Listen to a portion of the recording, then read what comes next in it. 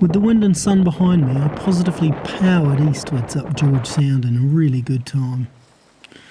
My decision to pull out of any race and consider my next move was a superb choice. The sun even came out and spirits were soaring late afternoon, after messing about with the cruise ships and the radio call out earlier. In the evening, as the sun went down, a lazy pod of dolphins circled the shallow head of the bay, which was all sunken dead trees and silty, sandy, gravelly bottom that extended a good distance out from the river mouth. I was on the edge of the more than 1,200 square kilometre Glazenook Wilderness area, looking straight up the George River Valley to the east. I decided to spend the next full day with my thumb and forefinger taped together to give my gaping little gash time to stick together and contemplate the enormity of the next achievable goal.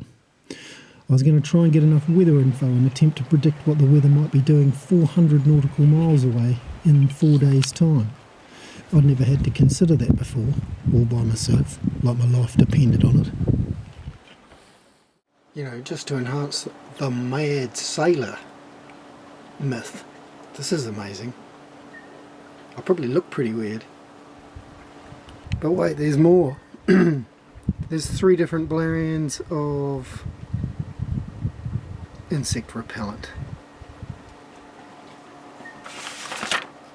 I'm trying to learn how to sail by reading the guidebook at last. Read the manual, that's what they all say. Trying to make absolute sense of that. Using this book John gave me. It's fantastic. I've read it before, but my word, I'm having to study up now, big time. Because I suddenly thought, maybe mana, all the way. Which is 460 miles. 460 miles. Which is going to take 4 days. In 19 hours, which is almost enormous. It's almost too big. So I had a bit of a panic attack, which got me all into this. And I'm feeling much better, because it's only about 85 hours, I think, to get round the top point. So I can always pull into Taranto. So it's not that massive a thing. And also the weather is definitely in my favour. If I'd picked that window, I'm pretty sure the guys who left me behind spotted that window and went for it. I had to hesitate and think, oh, that's what I should have gone up on. Maybe. Time will tell. We'll just have to wait for the next one. So that's Captain's log. And come and look at the bugs. Dead ones. Stuck to the window. Dying ones. Humming. Let's see if we can find some. Oh, there we go. Look at that. I was planning on coming to Fiordland, and I knew the sandflies were bad. And thinking ahead, I went to the warehouse and bought a mozzie net. And this is it. What a primo bit of kit, he says, banging his head on the roof. But it turns out that it's not such a hot deal, because this is a mosquito net. And those fellas down there, inside the net, are sandflies. And they're a lot smaller. So, I just wanted to let that be a warning to you that do not buy mosquito nets unless they specifically say they're for sandflies. Because my word, nothing holds them in better than a mosquito net.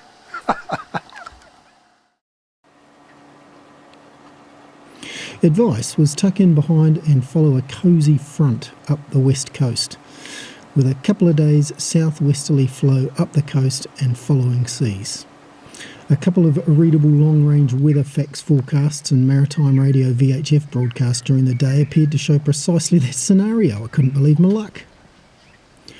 Spending the day battling sandflies and going to extraordinary lengths to heave the lines to get close to that freshwater hose floating well behind the stern buoy I was attached to.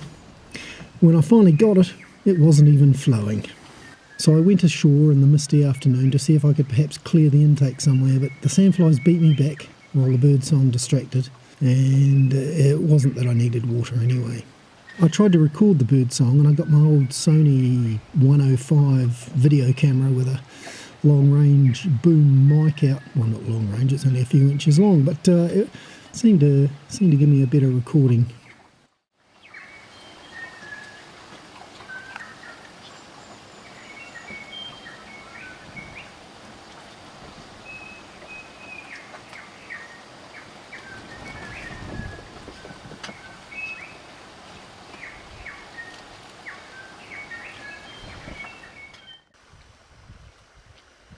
So by late afternoon, I'd considered an early start the next morning with the outgoing tide the plan, and confirmed it later with the next round of forecasts.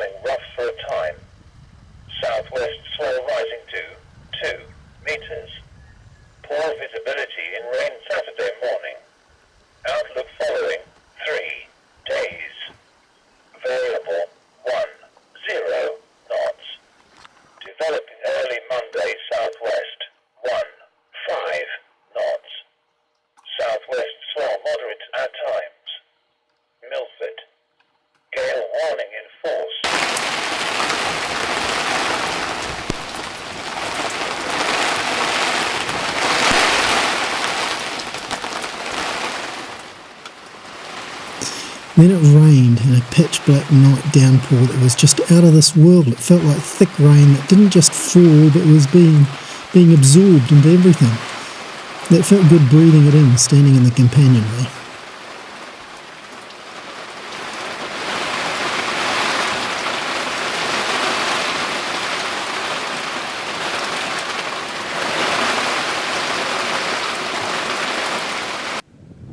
First light I took down and stored away the boom tent.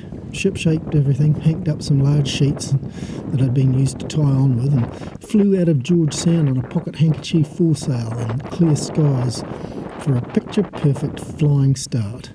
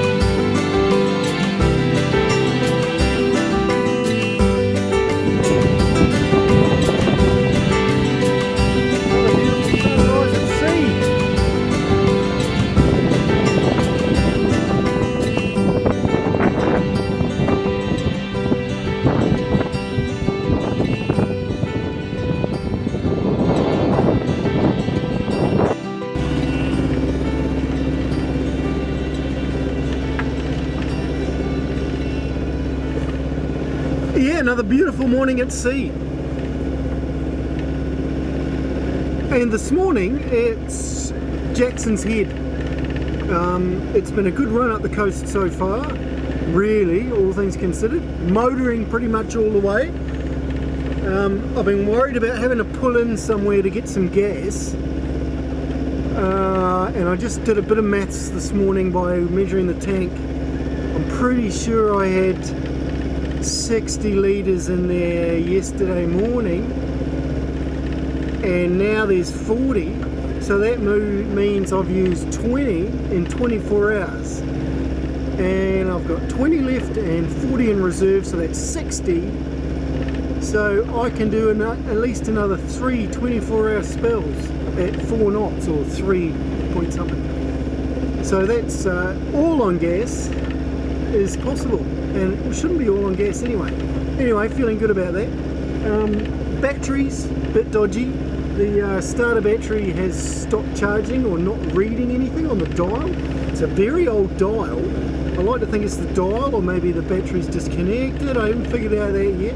But I do have a solar panel and the deep cycle can start the thing, so I'm not having a panic. I'm making coffee first, because that's what every morning start needs, a cup of coffee. And then I'll worry about the other stuff. Last night was fantastic. I caught little snaps of sleep. It was a different style for me. Normally I would stay up as late as I can and then do little bursts and fail miserably. That's what I did on the East Coast. This time I was dozing during the day yesterday, lying up on the dinghy on the front, lying in the cockpit, even laid in here for a bit. Couldn't really go to sleep, but just conserving energy. And then when it got dark, I had some food, and I thought I'd just have a bit of a lie down. Just talk about it, it's got me yawning. So I had a bit of a lie down, and probably 3 different 20-minute spells, and then or more, can't remember. Got up at about midnight, and had these pods of dolphins join us for ages, and that was spectacular, and had a couple of cups of tea. And then I thought, what the heck, I better start sailing this puppy. And then some wind came in at about 4, and I got a good, between 4 and 5:30, 6-ish. I had an amazing little sail on a northeasterly, but that died out, so I just put the motor on and went and had another hour's kip. I'm still tired, obviously sleep deprivation is a part of this, but coffee will help. And we're doing 5.4 knots, and the direction we're going in is 30 degrees, which is roughly about 10 k's off Hokitika, in order to get some internet before my sister gets the Maritime Safety Authority onto me for a second time. Second morning out, and off for just north of Jackson's Head, Jackson's Bay. I thought I'd better tow a hook. Many years ago, I passed by the wharf there on a motorcycle trip and witnessed a tinny fishing boat up and unload 5 huge tuna he'd caught just around the corner. That's what he said. Now, I've always used rods and reels, but they're a bit of a pain sometimes, especially on a yacht. Even more so sailing solo, where the line races out and it's hard to slow the vessel down, so you drag the fish along at full speed until normally it just gets off. I'd been talking to a good mate Steve from Nelson Marina over a beer before I left. He just lent me his massive anchor for the journey as a spare in the forepeak. We talked a little about this fishing issue, and he encouraged me to just tow a massively thick short line with a good lure just off the back of the yacht. Don't muck about with playing with fish, just haul it in by hand over hand, and then throw it in the cockpit. I can honestly tell you, I was dubious. But I was in the right place, so I had nothing to lose. I had a couple of cameras on tripods trying to capture some bird action, mainly the albatrosses that were attracted by the whoppingly big red plastic lure on the surface. You'll never believe what happened next.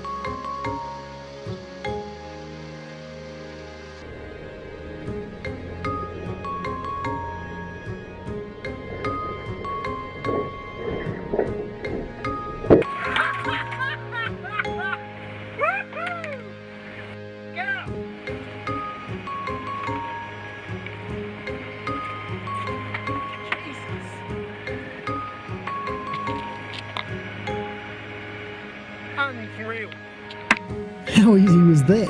Cheers, Steve.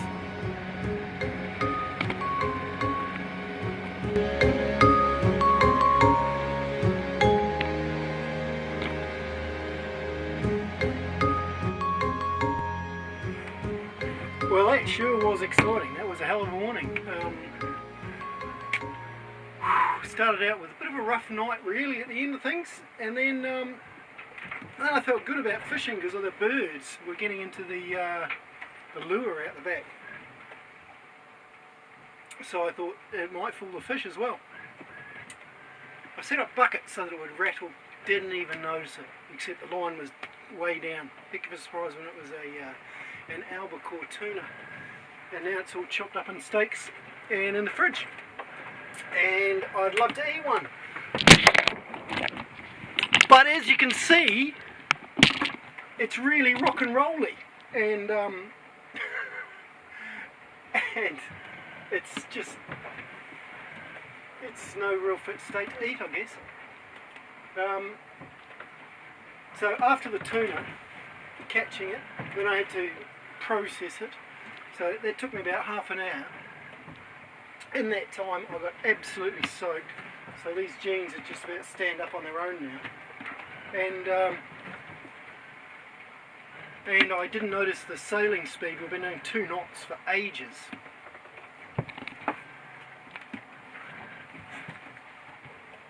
Two knots for ages. And so when I finally noticed, by the way, I cut my finger as well, just to go with that really bad one. And then my other drama, so I had to get the sails up. So then I eventually got the sails up, and we are now moving, but we're not going tremendous speed, and we're going the wrong direction like we were last night. So although we're sailing, we're not really going the right way. But maybe that'll change. Feeling good about it anyway, because we've certainly got enough gas, so anything that I do here is a bonus, although I'm a long way out, so it's going to be a while to get reception. Now my biggest drama is my actual battery. I don't know what's going on. Have a look at this. This is the house battery. Not bad. This is the starter battery. What on earth's going on with that?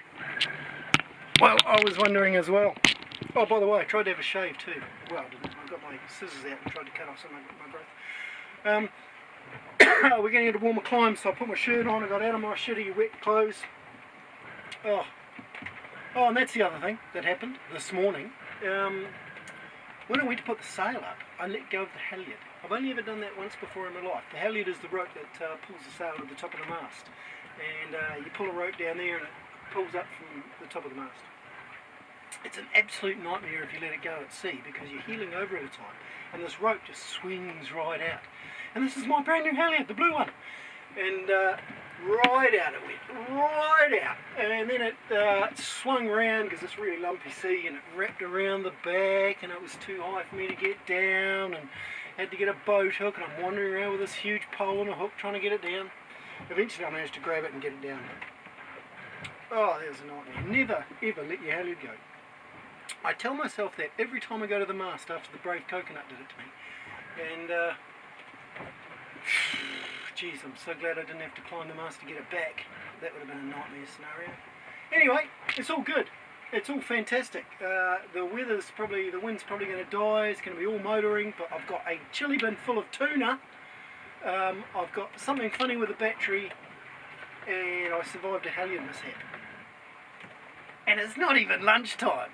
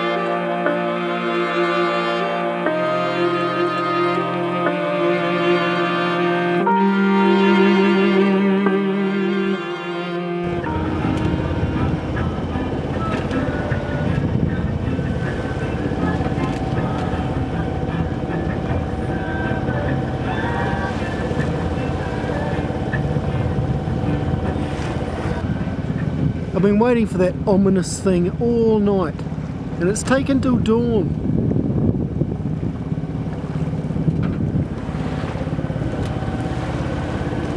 Meanwhile, there's a bit of a swell coming in from a different direction.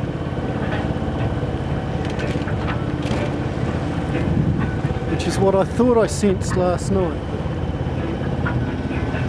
I was mistaken. The long nights were getting a bit easier. Having adopted the snoozing during the day mythology, cups of tea and biscuits and noise-cancelling headphones blaring out old albums I'd not listened to in years, like a couple of Supertramps, Crime of the Century, Breakfast in America with Logical and Bloody Well Right and Take the Long Way Home, and then Mary Black with her No Frontiers, Babes in the Wood and Columbus, all taking on renewed meanings, surfing and surging down waves at 3 a.m. One of the joys of solo sailing is no one can hear you singing.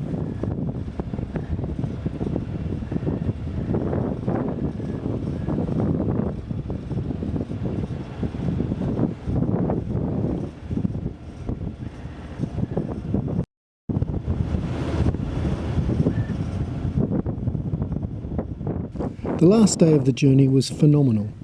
The predicted 1 to 2 metre southwest swell surged Taranto along together with the wind from almost directly behind.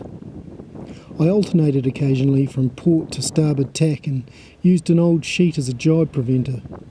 As with the random nature of the swells and the sea state and the gentle lolling of the mast, eventual jibe was an almost dead certainty. But once more we were zooming along at 7 knots and above for most of the afternoon.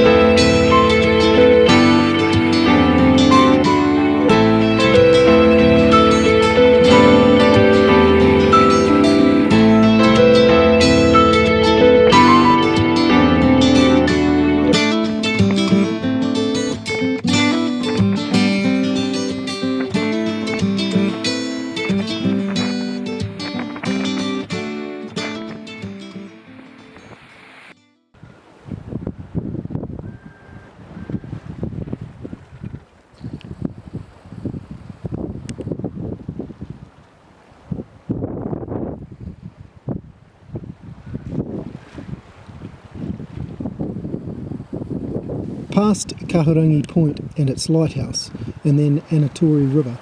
The tide was also with me, and at Patarau, at the Patarau Shoals, some fishermen had set a trap for the unwary sailor. Relieved it was daylight and I saw them coming, as wrapping one around the keel in the dark might have been a different story.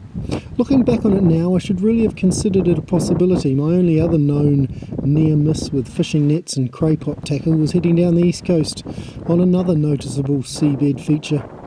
I should really start considering these obstacles more with regard to likeliness or likelihood of finding something on the seabed, at least the really obvious ones.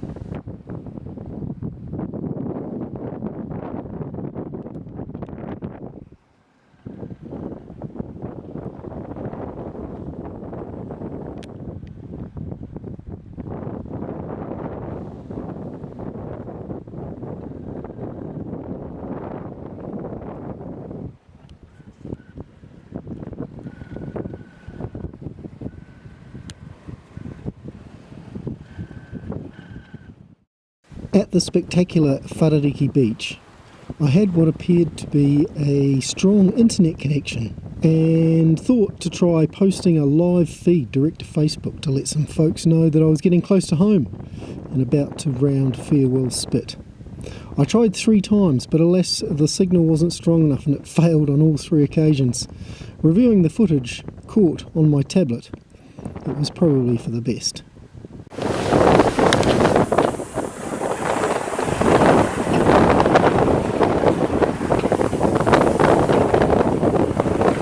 Wharariki Beach! Wharariki Beach!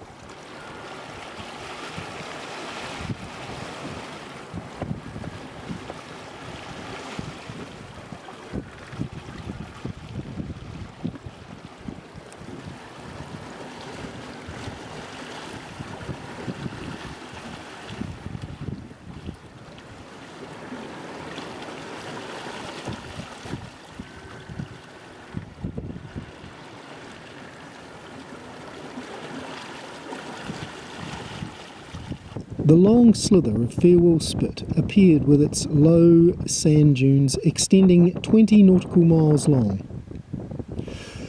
I'd been trying to make sure that the tide was with me, but Mother Nature had other plans.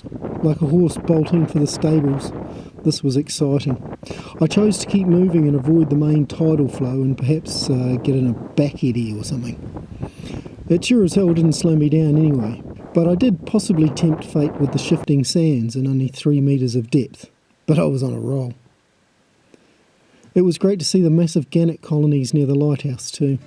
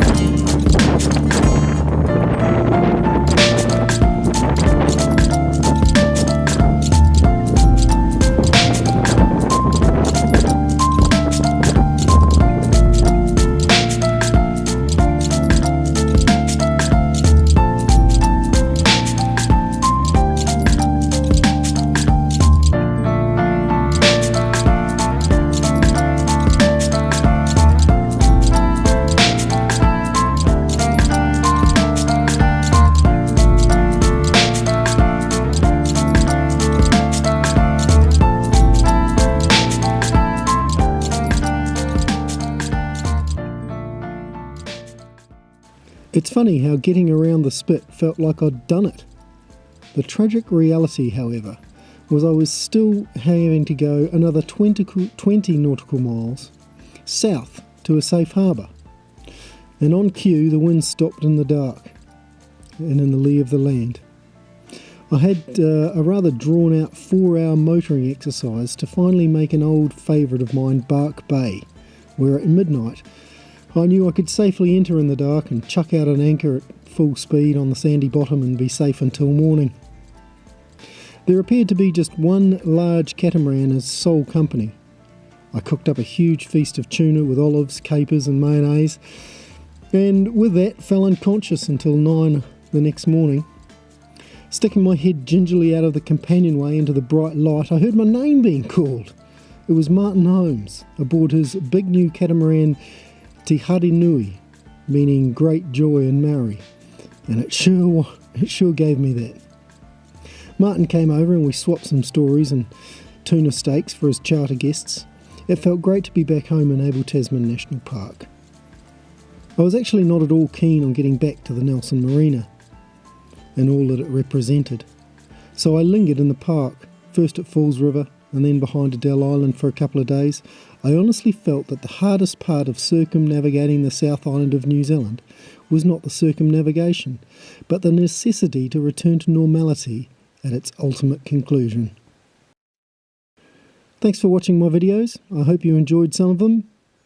It's my own small response and contribution to the growing YouTube sailing channel community that has provided me with such encouragement, inspiration and enthusiasm for such a wonderful sport.